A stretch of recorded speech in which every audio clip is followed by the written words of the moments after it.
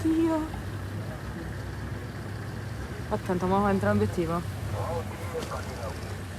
Oddio.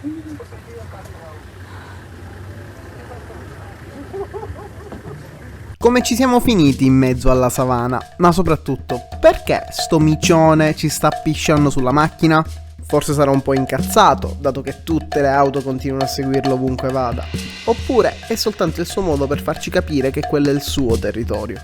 Sta di fatto che nel settembre 2022 abbiamo deciso di andare alla ricerca di felini ben più grossi di quelli a cui siamo normalmente abituati e dopo un lungo periodo passato ad organizzare il viaggio, rinnovare i passaporti, ottenere i visti e fare i vaccini obbligatori per l'ingresso nel paese, abbiamo fatto le valigie e siamo partiti per uno dei viaggi più belli e inaspettati, nel cuore del continente africano. E questa è la storia del nostro viaggio in Kenya, viaggiando verso il Masai Mara sulla jeep di Farid. Ecco, questa è la jeep.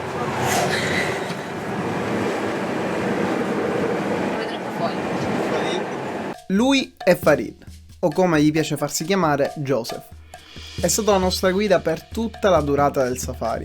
Il suo compito era quello di guidare la jeep e portarci in giro per le grandi riserve nazionali del Kenya. A volte guidando per giornate intere negli spostamenti tra le riserve o durante i cosiddetti game drive, cioè la ricerca degli animali al loro stato naturale. Lo scopo principale è quello di avvistare i Big Five, cioè i 5 animali più ricercati durante i safari: leone, bufalo, elefante, rinoceronte e leopardo. Per organizzare un buon safari è importante programmare bene l'itinerario, avere una buona guida e soprattutto scegliere un mezzo affidabile. Questa è la jeep sulla quale viaggiamo. La prima riserva verso cui ci dirigiamo è una tra le più famose del Kenya, il Masai Mara, conosciuta perché ospita tutti e 5 i Big Five e perché al suo interno continuano a vivere le tribù nomadi dei guerrieri Masai. Siamo circondati dai Masai, che ora si sono allontanati, ma siamo entering Masai Mara. Yep, through Sekenani Gates, Masai Mara National Reserve. Oh, Sekenani is the village. The gates. Okay. It was just named after the... Appena entrati al Masai Mara, nel breve tragitto fino al campo dove soggiornavamo, abbiamo subito avvistato vari animali, tra cui giraffe, elefanti e bufali. Abbiamo passato in totale 2 notti al Sekenani Camp, un bellissimo campo tendato nel quale era importante seguire alcune regole. Essendo aperto e non dotato di recinzione, non era permesso uscire dalle tende nelle ore notturne, se non accompagnati dai custodi. Inoltre, l'elettricità era disponibile solo in alcune fasce orarie, così come l'acqua corrente. Ma adesso è arrivata l'ora del primo game drive del Masai Mara.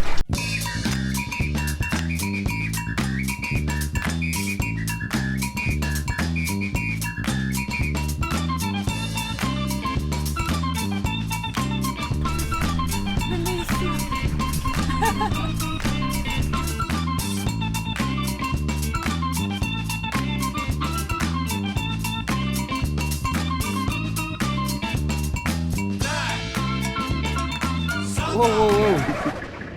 Dove è andata la guida? Se n'è andato. Ci ha lasciato qua. È uscito e si è messo a correre verso lì.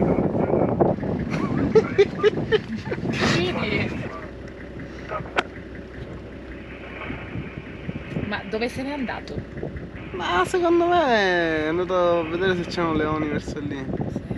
Ma io pure, ma ci facciamo una passeggiata? No, delle minchiate. Eccolo! Andiamo in bagno. Any lions? Let's run! Thank you for your patience. Yeah, don't worry.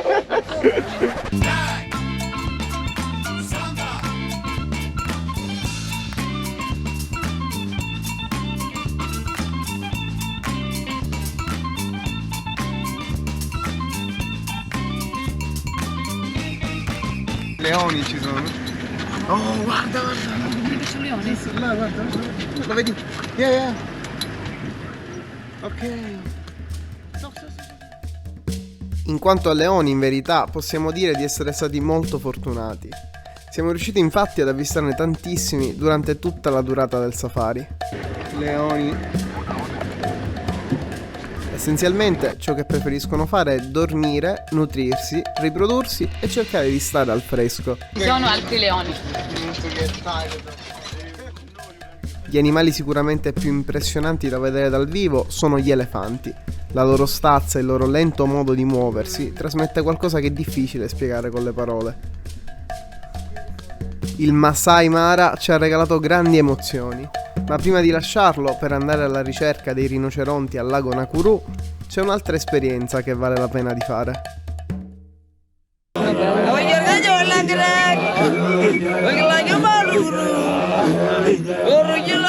Loro sono i guerrieri della tribù nomade dei Masai. Quella che stanno performando è un'antica danza celebrativa della caccia. È molto affascinante assistere al rituale competitivo del salto.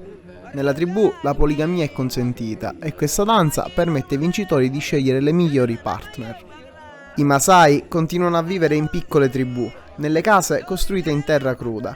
Un misto di argilla, acqua e sterco di elefante. Una volta accolti nel villaggio ci hanno mostrato come accendono il fuoco e spiegato come sono passati nel tempo da cacciatori a protettori degli animali della savana.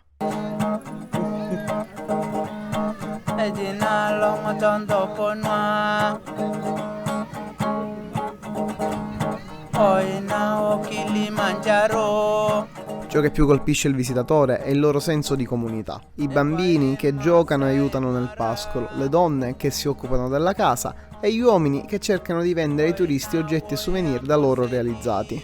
Gli eventuali guadagni saranno poi spartiti nella tribù per aiutare l'intera comunità.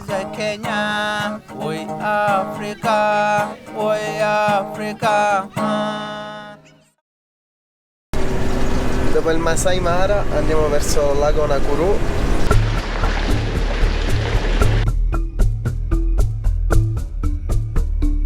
Aggiungere la tappa al lago Nakuru nel nostro itinerario di viaggio è stata col senno di poi un'ottima scelta. Infatti è uno dei luoghi con la più alta concentrazione di rinoceronti, difficilissimi da trovare nelle altre riserve del Kenya. Una volta arrivati, dopo un veloce pranzo all'ingresso del parco, ci siamo subito spinti alla ricerca dei rinoceronti e non abbiamo avuto troppe difficoltà ad individuarne diversi.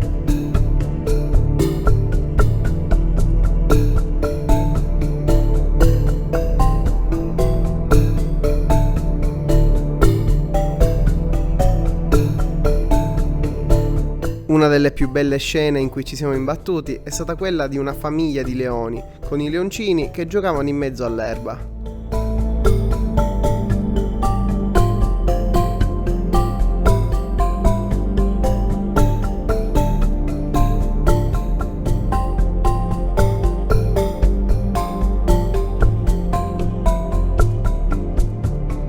Il lago Nakuru è davvero un posto che sembra uscito da una fiaba. La vegetazione, le tantissime specie di volatili, i fenicotteri che dipingono di rosa l'acqua lo rendono un luogo incantato.